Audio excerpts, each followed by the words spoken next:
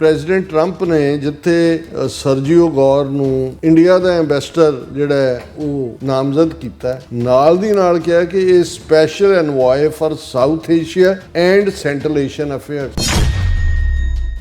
3 role ਹੁਣ ਜਿਹੜਾ assistant secretary ਹੈ ਉਹ ਆਲਰੇਡੀ ਹੈਗੇ ਨੇ ਉਸ ਖਿੱਤੇ ਦੇ, ਉਹ ਤਾਂ ਰਿਪੋਰਟ ਕਰਦੇ ਨੇ ਸਟੇਟ ਡਿਪਾਰਟਮੈਂਟ ਨੂੰ। ਹੁਣ ਸਰਜੀਓ ਗੌਰ ਨੂੰ ਟਰੰਪ ਨੇ ਆਪਣਾ ਸਪੈਸ਼ਲ ਐਨਵੋਏ ਰਾਜਦੂਤ ਨਿਯੁਕਤ ਕੀਤਾ ਹੈ। ਇੰਡੀਆ ਦਾ ਤਾਂ ਐਂਬੈਸਡਰ ਹੋਏਗਾ ਹੀ, ਲੇਕਿਨ ਇਹਦੇ ਨਾਲ ਸਾਊਥ ਏਸ਼ੀਆ ਔਰ ਸੈਂਟਰਲ ਏਸ਼ੀਅਨ ਅਫੇਅਰਸ ਨੂੰ ਵੀ ਉਹ ਹੈਡ ਕਰੇਗਾ, ਯਾਨੀ ਡਾਇਰੈਕਟ ਟਰੰਪ ਨੂੰ ਰਿਪੋਰਟ ਕਰੇਗਾ। ਹੁਣ ਇਹ ਇੰਡੀਆ ਦੇ ਲਈ ਬੜੀ ਅਨਕੰਫਰਟਿੰਗ ਸਿਚੁਏਸ਼ਨ ਹੈ। ਇਹ ਜਿਹੜਾ ਇੰਡੀਆ ਦੇ ਵਿੱਚ ਬਿਠਾ ਕੇ ਜਿਹੜਾ ਸਾਊਥ ਏਸ਼ੀਆ ਔਰ ਸੈਂਟਰਲ ਏਸ਼ੀਆ ਇਹਦਾ ਐਨਵੋਏ ਬਣਾਇਆ ਹੈ, ਇਹ ਵੱਡਾ ਏਜੰਡਾ।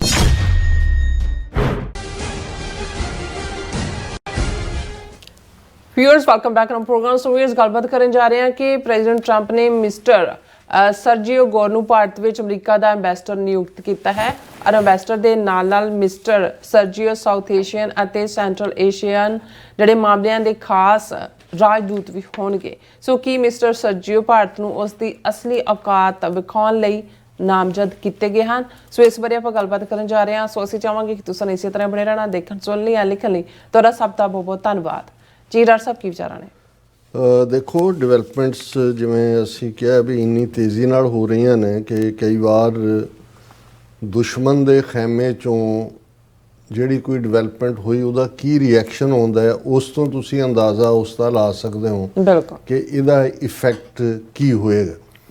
ਹੁਣ ਜ਼ਾਹਰ ਹੈ ਵੀ ਇਸ ਵੇਲੇ ਭਾਰਤ ਔਰ ਅਮਰੀਕਾ ਦੇ ਸਬੰਧਾਂ ਦੇ ਵਿੱਚ ਜਿਹੜੀ ਟਿਲਟ 25 ਸਾਲ ਪਹਿਲਾਂ ਕਲਿੰਟਨ ਐਡਮਿਨਿਸਟ੍ਰੇਸ਼ਨ ਦੇ ਵੇਲੇ ਅਰਲੀ 90s 'ਚ ਪ੍ਰੋ ਇੰਡੀਆ ਲਾਈਨ ਲਈ ਗਈ ਸੀ, ਡੀਹਾਈਫਨੇਟ ਕੀਤਾ ਗਿਆ ਸੀ ਪਾਕਿਸਤਾਨ ਤੋਂ, ਇੰਡੀਆ ਨੂੰ ਐਜ਼ ਏ ਸਟ੍ਰੈਟੇਜਿਕ ਪਾਰਟਨਰ ਐਲਾਨਿਆ ਗਿਆ ਸੀ।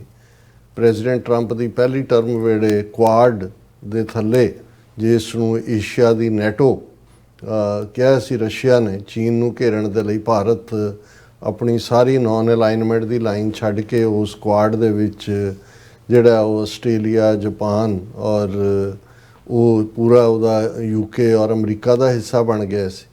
ਔਰ ਭਾਰਤ ਬਿਲਕੁਲ ਨਿਸ਼ਚਿੰਤ ਹੋ ਕੇ ਬੜੀ ਤੇਜ਼ੀ ਨਾਲ ਉਹਨਾਂ ਦਾ ਜਿਹੜਾ ਸਾਰਾ ਸੌਦਾ ਵਿਕ ਰਿਹਾ ਸੀ, ਜਿਸ ਸੌਦੇ ਦੇ ਵਿੱਚ ਜਿਹੜਾ H1B ਵੀਜ਼ੇ ਦੇ ਥੱਲੇ 70-72% ਇੰਡੀਅਨ ਜਿਹੜੇ ਉਹ ਵੀ ਆ ਰਹੇ ਸੀ। ਵੱਡੀਆਂ ਕੰਪਨੀਆਂ ਦੇ ਵਿੱਚ ਵੀ ਉਹਨਾਂ ਦੇ CEO ਲੱਗੇ ਹੋਏ ਨੇ।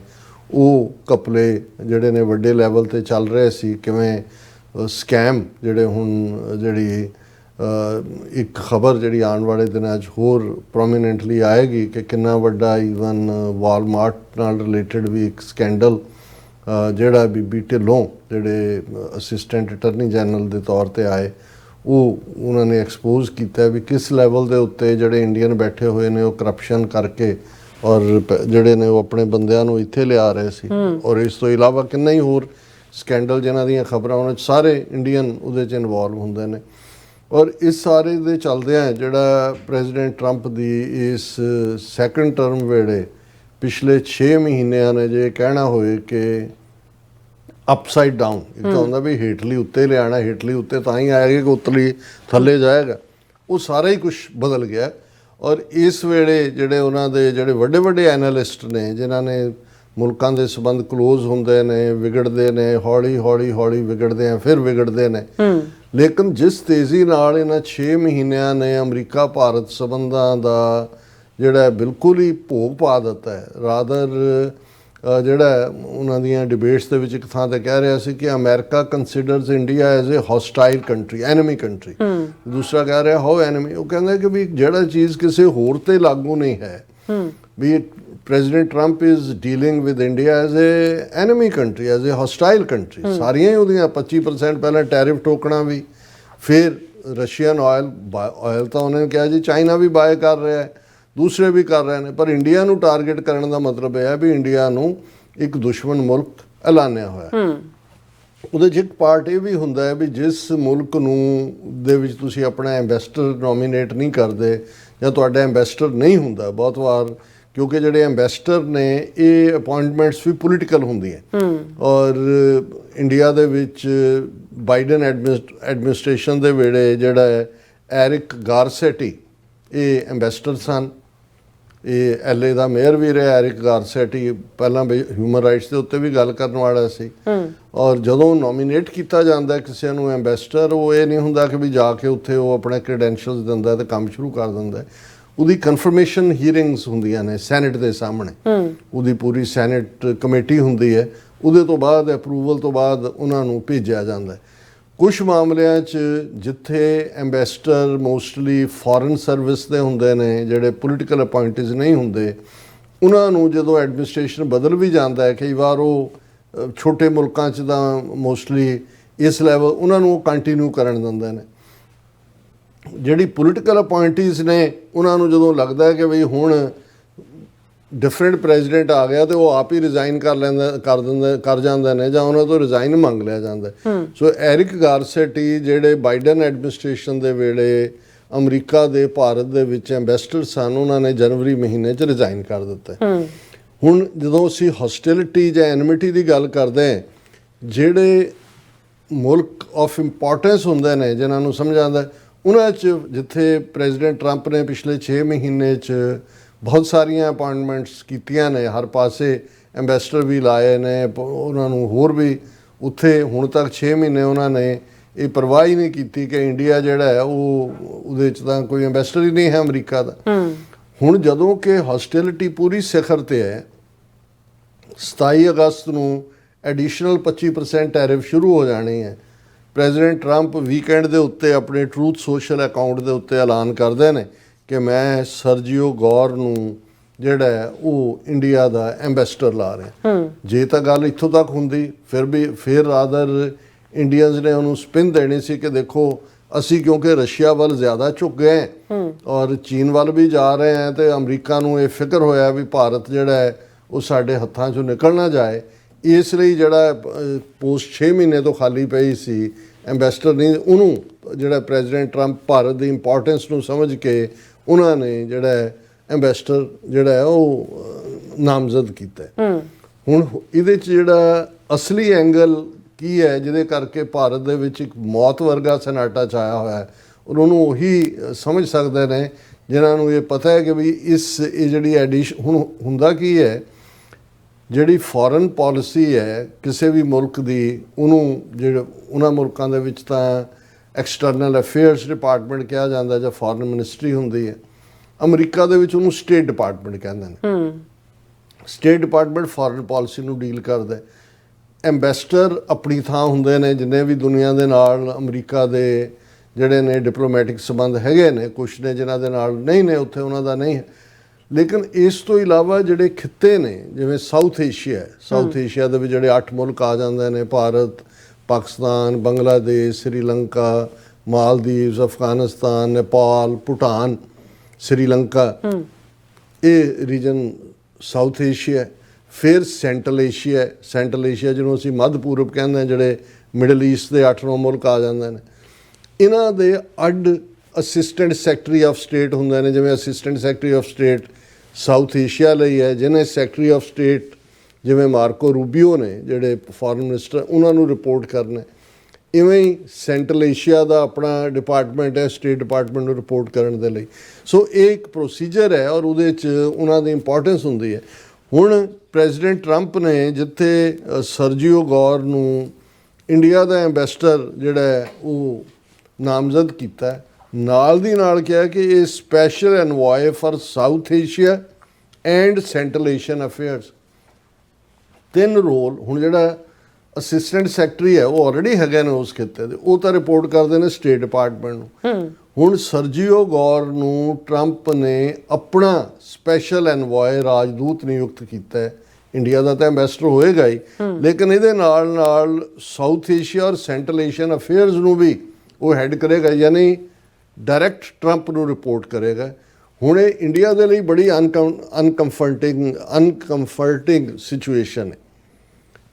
ਜਦੋਂ ਪ੍ਰੈਜ਼ੀਡੈਂਟ ਓਬਾਮਾ ਨੇ ਆਪਣਾ ਕੈਂਪੇਨ ਕੀਤਾ ਤਾਂ ਉਹਨਾਂ ਨੇ ਆਇਡੈਂਟੀਫਾਈ ਕੀਤੇ ਸੀ ਕਿ ਜੀ ਇਹ 3 ਰੀਜਨ ਨੇ ਜਿਹੜੇ ਟਰਬਲਡ ਨੇ, ਉਹਨਾਂ 'ਚੋਂ ਆਪਣੇ ਸਪੈਸ਼ਲ ਐਨਵਾਏ ਲਾਉਣਗੇ। ਬਿਲਕੁਲ। ਉਹਨਾਂ ਦੇ ਵਿੱਚ ਇੱਕ ਉਹਨਾਂ ਨੇ ਫਲਸਤੀਨ ਦਾ ਕਿਹਾ, ਇੱਕ ਕੋਈ ਹੋਰ ਸੀ, 3rd ਜਿਹੜਾ ਉਹ ਕਸ਼ਮੀਰ ਦਾ, ਇੱਕ ਅਫਗਾਨਿਸਤਾਨ, ਇੱਕ ਕਸ਼ਮੀਰ। ਔਰ ਉਹਨਾਂ ਨੇ ਜਿਹੜਾ ਇੰਡੀਆ ਦੇ ਲਈ ਪਾਕਿਸਤਾਨ, ਅਫਗਾਨਿਸਤਾਨ, ਇੰਡੀਆ, ਕਸ਼ਮੀਰ ਦੇ ਲਈ ਜਿਹਨੂੰ ਰਿਚਰਡ ਆਰਮਿਟੇਜ ਸ਼ਾਇਦ ਉਹਦਾ ਨਾਂ ਸੀ, ਉਹਨੂੰ ਅਪਾਇੰਟ ਕੀਤਾ। ਇੰਡੀਆ ਨੇ ਬੜਾ ਜ਼ੋਰਦਾਰ ਪ੍ਰੋਟੈਸਟ ਕੀਤਾ। ਉਹਨਾਂ ਨੇ ਕਿਹਾ ਜੀ ਐਂਬੈਸਡਰ ਠੀਕ ਹੈ, ਅਸੀਂ ਜਿਹੜਾ ਹੈ ਉਹ ਵਿਦਨ ਇੰਡੀਆ ਜਿਹੜਾ ਇਹ ਰੋਲ ਅਸੀਂ ਨਹੀਂ ਮੰਨਦੇ।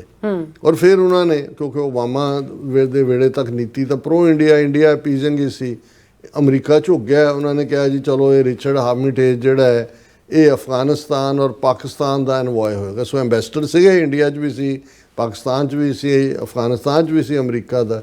ਸੋ ਉਹਦਾ ਕੋਈ ਬਹੁਤਾ ਰੋਲ ਨਹੀਂ ਰਿਹਾ। ਔਰ ਜਿਹੜਾ ਕਸ਼ਮੀਰ ਮੁੱਦੇ ਦੇ ਉੱਤੇ ਓਬਾਮਾ ਫੋਕਸ ਕਰਨਾ ਚਾਹੁੰਦਾ ਸੀ। ਹੁਣ ਦੇਖਣਾ ਇਹ ਹੋਏਗਾ, ਹਾਲਾਂ ਸਰਜੀਓ ਗੌਰ ਦੀ ਨੂੰ ਨੋਮੀਨੇਟ ਕੀਤਾ ਹੈ, ਅਜੇ ਸੈਨੇਟ ਹੀਅਰਿੰਗ ਹੋਏਗੀ। ਸੋ ਕਪਲ ਆਫ ਮੰਥਸ, 2-3 ਮਹੀਨੇ ਜਿਹੜਾ ਆਉਣ ਵਾਲੇ ਪੀਰੀਅਡ ਦੇ ਵਿੱਚ ਲੱਗਣਗੇ ਜਦੋਂ ਤੱਕ ਹੋਏਗਾ। ਲੇਕਿਨ ਅਜੇ ਤੱਕ ਇੰਡੀਆ ਨੇ ਇਹਦੇ 'ਤੇ ਕੋਈ ਆਫੀਸ਼ੀਅਲੀ ਰਿਐਕਟ ਨਹੀਂ ਕੀਤਾ। ਹੁਣ ਜਦੋਂ ਮੈਂ ਇਸ ਖਬਰ ਨੂੰ ਦੇਖਿਆ ਤਾਂ ਮੈਨੂੰ ਲੱਗਾ ਕਿ ਵੀ ਜਦੋਂ ਅਸੀਂ ਗੱਲ ਕਰਦੇ ਹਾਂ ਨਵੀਂ ਮੈਪ ਮੇਕਿੰਗ ਦੀ, ਨਵੇਂ ਮੁਲਕ ਬਣਨ ਦੀ ਜਾਂ ਖਾਲਿਸਤਾਨ ਦੀ ਕਾਇਮੀ ਦੀ, ਇਹ ਜਿਹੜਾ ਇੰਡੀਆ ਦੇ ਵਿੱਚ ਬਿਠਾ ਕੇ ਜਿਹੜਾ ਸਾਊਥ ਏਸ਼ੀਆ ਔਰ ਸੈਂਟਰਲ ਏਸ਼ੀਆ ਇਹਦਾ ਐਨਵੋਏ ਬਣਾਇਆ, ਇਹ ਵੱਡਾ ਏਜੰਡਾ। ਔਰ ਪਹਿਲਾਂ ਮੈਂ ਜਿਹੜਾ ਪ੍ਰੈਜ਼ੀਡੈਂਟ ਟਰੰਪ ਨੇ ਟਰੂਥ ਸੋਸ਼ਲ ਦੇ ਉੱਤੇ ਜਿਹੜਾ ਟਵੀਟ ਕੀਤਾ ਹੈ, ਉਹਨੂੰ ਮੈਂ ਇੱਕਦਮ ਉਹਨਾਂ ਦੇ ਲਫ਼ਜ਼ਾਂ 'ਚ ਹੀ ਪੜ੍ਹਨਾ ਚਾਹੁੰਦਾ। I am pleased to announce that I am promoting Sergio Gore to be our next United States ambassador to Republic of India and special envoy for South and Central Asian affairs। ਕਿ ਮੈਂ ਖੁਸ਼ੀ ਦਾ ਇਜ਼ਹਾਰ ਕਰਦਾ ਹਾਂ ਕਿ ਮੈਂ ਸਰਜੀਓ Gor ਨੂੰ promote ਕਰ ਰਿਹਾ ਇੰਡੀਆ ਦਾ ਐਂਬੈਸਡਰ, ਤੇ ਉਹਦੇ ਨਾਲ ਨਾਲ ਸਾਊਥ ਏਸ਼ੀਆ ਤੇ ਸੈਂਟਰਲ ਏਸ਼ੀਅਨ ਅਫੇਅਰਸ ਦਾ ਖਾਸ ਦੂਤ। ਹੁਣ ਵੀ ਉਹ, ਕਿਉਂਕਿ as director of presidential personal, ਹੁਣ ਜਿਹੜਾ ਸਰਜੀਓ ਗੌਰ ਦਾ ਰੋਲ ਹੈ ਉਹ ਪ੍ਰੈਜ਼ੀਡੈਂਸ਼ੀਅਲ ਪਰਸਨਲ ਦਾ ਡਾਇਰੈਕਟਰ ਹੈ। Sergio and his team have hired nearly 4000 America first patriots across every department of our federal government in record time.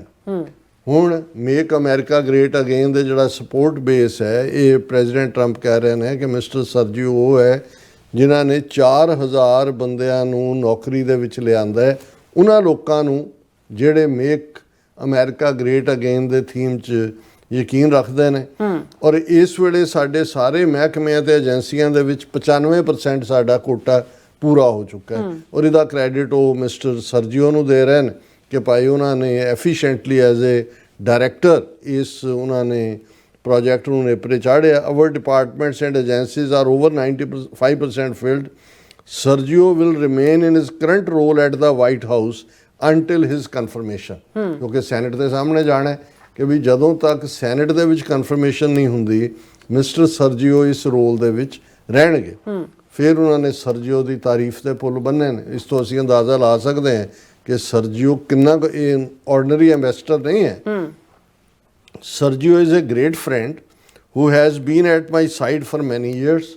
ਮੇਰਾ ਬਹੁਤ ਦੋਸਤ ਹੈ, ਬੜੇ ਸਾਲਾਂ ਤੋਂ ਮੇਰਾ ਸਾਥੀ ਹੈ। He worked on my historic presidential campaigns, published my best-selling books, and ran one of the biggest super PACs which supported our movement। ਕਿ ਮਿਸਟਰ ਸਰਜੀਓ ਨੇ ਮੇਰੀ ਜਿਹੜੀ ਪ੍ਰੈਜ਼ੀਡੈਂਸ਼ੀਅਲ ਮੁਹਿੰਮ ਸੀ ਉਸ ਦਾ ਹਿੱਸਾ ਰਹੇ। ਮੇਰੀਆਂ ਜਿਹੜੀਆਂ ਬੈਸਟ ਸੈਲਿੰਗ ਬੁੱਕਸ ਨੇ ਉਹਨਾਂ ਨੂੰ ਪਬਲਿਸ਼ ਕਰਵਾਇਆ। ਔਰ ਸੁਪਰ ਪੈਕ ਜਿਹੜੇ ਨੇ ਜਿਨ੍ਹਾਂ ਨੇ ਸਾਡੀ movement make America great again ਨੂੰ ਜਿਹੜਾ ਹਾਈਟ 'ਤੇ ਲਿਆ ਕੇ ਖੜਾ ਕੀਤਾ, ਉਹਦੇ ਉਹ ਜਿਹੜੇ ਨੇ ਉਹ ਮਾਸਟਰਮਾਈਂਡ ਨੇ। Sergio's role as director of presidential personnel has been essential to delivering on the unprecedented mandate that we received from the American people। ਕਿ ਵੀ ਜਿਹੜਾ ਅਮਰੀਕਨ ਲੋਕਾਂ ਨੇ ਸਾਡੇ ਹੱਕ 'ਚ ਇੰਨਾ ਵੱਡਾ ਫਤਵਾ ਦਿੱਤਾ ਹੈ, ਉਹਦੇ 'ਚ ਬਹੁਤ ਵੱਡਾ ਰੋਲ ਹੈ ਸਰਜੀਓ ਦੇ ਸਾਰੀ ਸਟ੍ਰੈਟਜੀ ਦਾ। For the most populous region in the world, most popular ਹੁਣ ਇਹ ਵੀ ਨਹੀਂ ਕਿਹਾ ਜੀ ਇੰਡੀਆ ਜਾਂ most populous region in the world, ਉਹਦੇ 'ਚ India, China, Central Asia, South Asia, ਇਹ ਸਾਰੇ ਹੀ ਆ ਗਏ। For the most populous region in the world, it is important that I have someone I can fully trust to deliver on my agenda and help us। ਮੈਂ ਉਸ ਖਿੱਤੇ 'ਚ ਭੇਜ ਰਿਹਾ ਮਿਸਟਰ ਸਰਜੀਓ ਨੂੰ ਜਿਹੜਾ ਮੋਸਟ ਪੋਪੂਲਸ ਹੈ, ਔਰ ਉੱਥੇ ਉਹ ਬੰਦਾ ਹੀ ਚਾਹੀਦਾ ਜਿਹੜਾ ਮੇਰੇ ਏਜੰਡੇ ਨੂੰ ਲਾਗੂ ਕਰ ਸਕੇ। ਤੇ ਏਜੰਡਾ ਕੀ ਹੈ? Make America great again. ਉਹਦੇ 'ਚ ਉਹਨਾਂ ਨੇ ਕੈਪੀਟਲਸ ਦੇ ਵਿੱਚ ਟਰੰਪ ਨੇ ਲਿਖਿਆ ਕਿ ਵੀ ਆ ਅਸਲੀ ਇਹ ਹੀ ਹੈ, ਮੇਕ ਅਮਰੀਕਾ ਗ੍ਰੇਟ ਅਗੇਨ।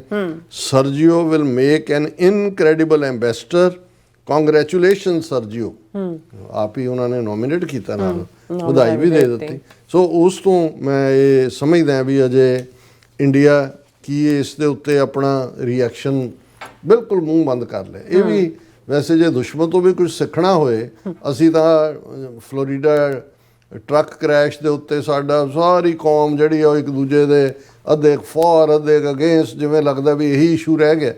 ਕਈ ਕੁਝ ਚੀਜ਼ਾਂ ਹੁੰਦੀਆਂ ਜਿਹਦੇ 'ਚ ਚੁੱਪ ਕਰ ਜਾਣਾ ਵੀ ਇੱਕ ਜ਼ਬਾਨ ਹੁੰਦੀ ਹੈ। ਔਰ ਇਹ ਬਾਹਮਣਾਂ ਤੋਂ ਸਿੱਖਣ ਦੀ ਲੋੜ ਹੈ ਕਿ ਭਾਈ ਕਿੰਨਾ ਵੱਡਾ ਜਿਹੜਾ ਇਹ ਵਾਕਿਆ, ਇਹ ਨੋਮੀਨੇਸ਼ਨ ਜਿਹੜਾ 6 ਮਹੀਨੇ ਤੋਂ ਖਾਲੀ ਪਈ ਸੀ ਪੋਸਟ, ਪਰ ਕਿਉਂਕਿ ਨਾਲ ਸੈਂਟਰਲ ਐਂਡ ਸਾਊਥ ਏਸ਼ੀਆ ਫਿਰ ਜੋੜ ਦਿੱਤਾ ਹੈ। ਔਰ ਸਪੈਸ਼ਲ ਐਨਵਾਏ ਔਰ ਸਰਜੀਓ ਔਰ ਮੇਕ ਅਮਰੀਕਾ ਗ੍ਰੇਟ ਅਗੇਨ ਸਭ ਸੁੰਘਿਆ ਹੋਇਆ ਉਹਨਾਂ ਨੂੰ, ਪਰ ਅਜੇ ਉਹਨਾਂ ਨੇ ਕੋਈ ਰਿਐਕਸ਼ਨ ਨਹੀਂ ਦਿੱਤਾ। ਉਹ ਦੇਖਣਗੇ ਵੀ ਉਹਨਾਂ ਨੇ ਕੀ ਕਰਨਾ ਹੈ। ਪਰ ਅਸੀਂ ਸਮਝਦੇ ਹਾਂ ਵੀ ਮੈਨੂੰ ਇਹ ਲੱਗਦਾ ਹੈ ਕਿ ਇਹ ਮਿਸਟਰ ਸਰਜੀਓ ਜਿਹੜਾ ਮੇਕ ਅਮਰੀਕਾ ਗ੍ਰੇਟ ਅਗੇਨ ਦਾ ਏਜੰਡਾ ਤਾਂ ਹੈ ਹੀ ਹੈ, ਪਰ ਜਿਹੜਾ ਨਵਾਂ ਵਰਲਡ ਆਰਡਰ ਹੈ, ਨਵੀਂ ਵਰਲਡ ਮੈਪ ਮੇਕਿੰਗ ਹੈ, ਉਸ ਦੇ ਵਿੱਚ ਵੀ ਇਹ ਇੱਕ ਕ੍ਰੂਸ਼ਲ ਰੋਲ ਉਸ ਖਿੱਤੇ ਦੇ ਵਿੱਚ ਅਦਾ ਕਰਨਗੇ। ਜੀ ਡਾਕਟਰ ਸਾਹਿਬ, ਬਿਲਕੁਲ। ਸੋ ਇੱਥੇ ਲੈਣਾ ਬ੍ਰੇਕ। ਵਿਊਅਰਸ ਤੁਸੀਂ ਇਸੇ ਤਰ੍ਹਾਂ ਬੜੇ ਰਹਿਣਾ, ਮਿਲਦੇ ਹਾਂ ਛੋਟੇ ਜਿਹੇ ਵਕਫੇ ਤੋਂ ਬਾਅਦ।